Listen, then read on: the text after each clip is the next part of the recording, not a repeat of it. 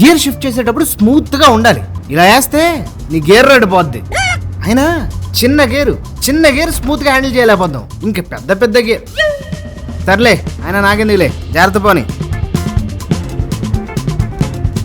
Bro bro bro bro raise ఎక్కువ ఇస్తున్నావు bro. నువ్వు ఇచ్చే రేజ్ నా బీపీ రేజ్ అవుతుంది. ఆర్పిఎం కరెక్ట్ మీటర్లో ఉండాలి, లేకపోతే నీ ఇంజన్. సర్లే జాగ్రత్తగా వెళ్ళు. కార్ ఏంటి అసలు విడిదన్నట్టు ఫీల్ అయిపోతున్నాడు. Okay sir, thanks for the tip.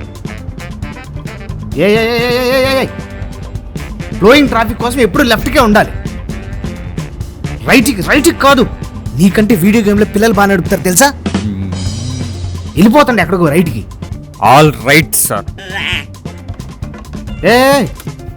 Left తీసుకున్నావేంటి, రైట్ తీసుకునే ట్రాఫిక్ ఉండదు సార్. జీపీఎస్లో అలానే చూపిస్తుంది సార్. దాన్ని నిన్ను నమ్ముకుంటే నేను ఇంటికి వెళ్ళినట్టే. అయినా సిటీలో షార్ట్ కట్స్ తెలియకుండా క్యాబ్ డ్రైవర్ ఎలా అయ్యావు? అయినా నీకు లైసెన్స్ ఎవడిచ్చాడు? దానికి కూడా ఏమైనా షార్ట్ కట్ ఉందా? హలో, ఆ విండోస్ క్లోజ్ చేసి ఏసీ వేయచ్చుగా. వెదర్ చల్లగా ఉంది కదా అని. వెదర్ కోసం చూడకు. అరే ఆ బయట డస్ట్ అంతా లోపలికి వస్తుంది, ఆ విండోస్ క్లోజ్ చేసి ఏసీ వేయి. Okay sir. మెయింటైన్ చేయాలబ్బా, కస్టమర్స్ ఇబ్బంది పడకూడదు.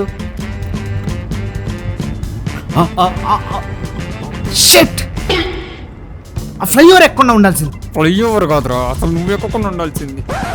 ఏంటి ఏదో అన్నావు? ఏం లేదు సార్. అయితే ఓకే. అయ్యో బాబు, ఆ స్టీరింగ్ పట్టుకుంటే ఒక స్టైల్ ఉండాలి. ఎలా పట్టుకుంటున్నావు చూడు. ఒక పని చేయండి సార్, కారు పక్క కప్పుతాను, మీరు వచ్చి తోలండి. సారీ, నాకు మాన్యువల్ రాదు, ఓన్లీ ఆటోమేటిక్. Yes, road